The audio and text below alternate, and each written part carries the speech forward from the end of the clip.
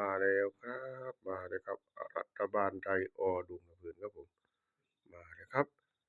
อย่าลืมนะครับชอบก็จัดขัดก็ผ่านขอเปลี่ยนวันที่ใหม่นะครับขอเปลี่ยนวันที่ใหม่แนวทางรัฐบาลไทยดุงระเบิดครับผมขอเปลี่ยนวันที่ใหม่ครับนี่ครับแต่ก่อนวันที่16มันออกวันที่17ครับผมอ่ารัฐบาลออกวันที่17ที่ล่างๆเป็น5110นี่เป็นเลขรถชนกันนะครับ